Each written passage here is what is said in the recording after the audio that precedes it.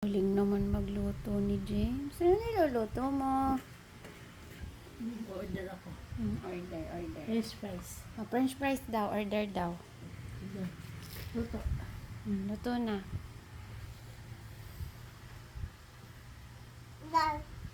Order.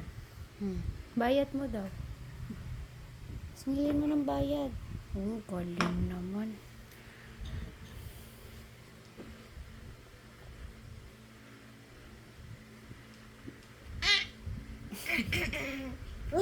Luto na. Ano yan?